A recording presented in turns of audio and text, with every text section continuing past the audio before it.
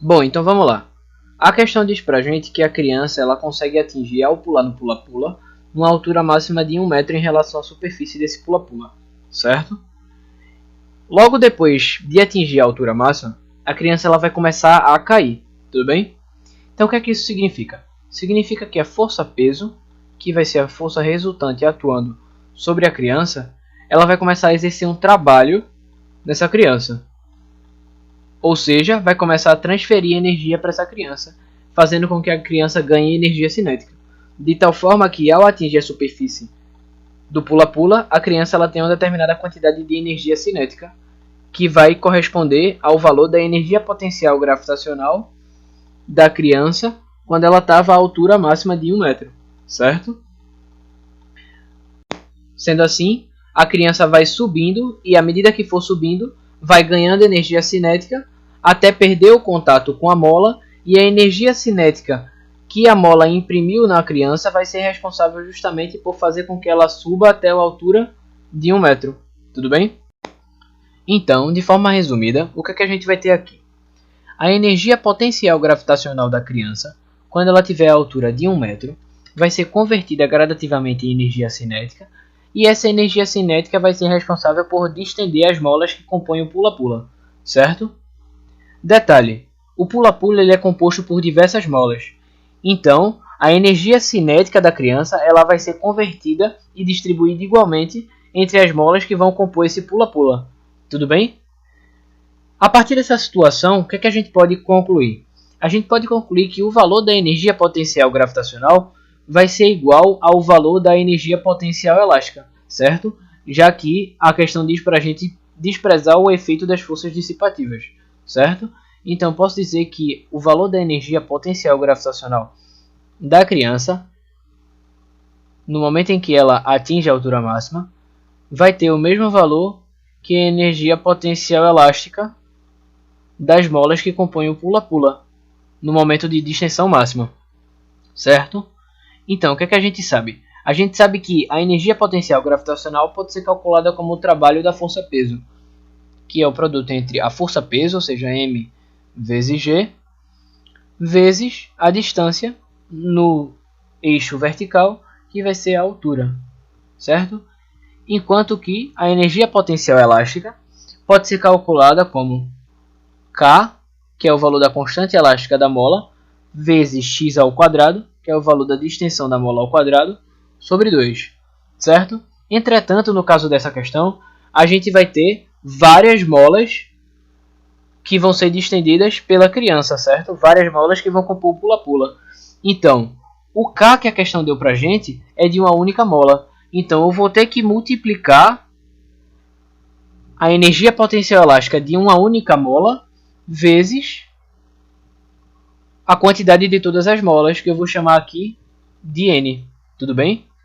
Então, a massa da criança a gente sabe que é de 36 kg. O valor da aceleração gravitacional a gente também sabe que é de 10 metros por segundo ao quadrado. E a altura da criança a gente também sabe que é de 1 metro. Tudo bem? Agora, o valor da constante elástica da mola em Newton por metro a gente sabe que é de 5 newtons por metro.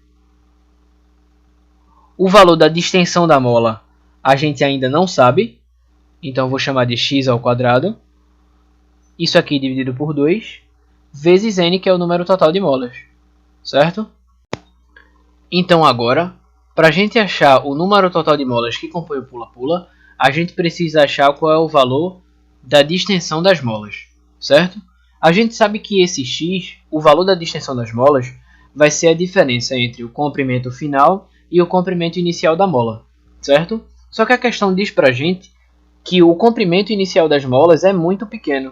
O que é que isso significa? Isso significa que a gente pode desprezar o valor do comprimento inicial da mola e considerar ele igual a zero.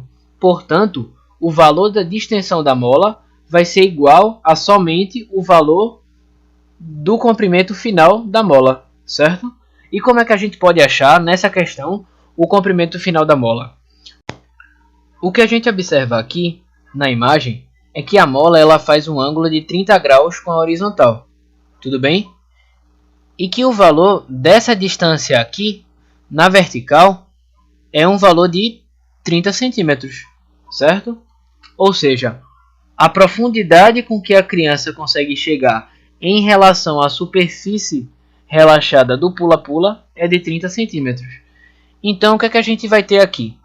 A gente vai ter aqui essa reta representando a mola, essa altura aqui de 30 centímetros, e o ângulo entre a horizontal e a mola sendo o ângulo de 30 graus. Portanto, olha, como a superfície do pula-pula é horizontal e essa altura é vertical, esse ângulo aqui é um ângulo de 90 graus. Tudo bem? Sendo esse ângulo um ângulo de 90 graus, o que a gente pode fazer é interpretar isso aqui como sendo um triângulo retângulo e a partir disso aplicar as relações trigonométricas nele. Então, a distensão final da mola, ou seja, no nosso caso aqui, o x, vai ser igual à hipotenusa desse triângulo. Tudo bem? E essa distância aqui na vertical, que a gente sabe que é uma distância de 30 centímetros, vai ser o cateto oposto ao ângulo de 30 graus, certo? E aí a gente pode escrever a seguinte relação. O seno do ângulo de 30 graus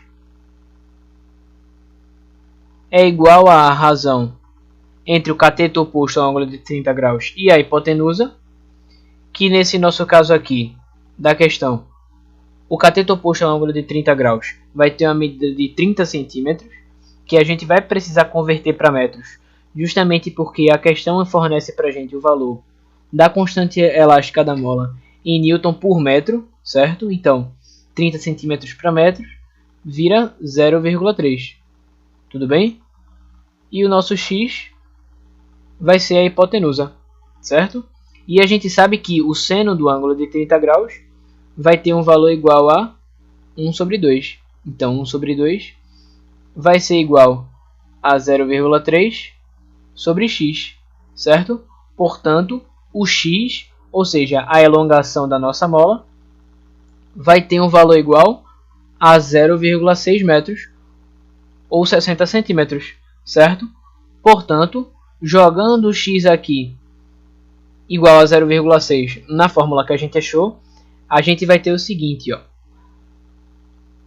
36 vezes 10 vezes 1 vai ser igual a 5 vezes 0,6 ao quadrado dividido por 2 vezes n, que é o número total de molas. E aí agora a gente consegue achar o valor do número total de molas resolvendo essa conta. E aí n vai dar o exato valor de 1.600 molas, certo? Essa é a resposta.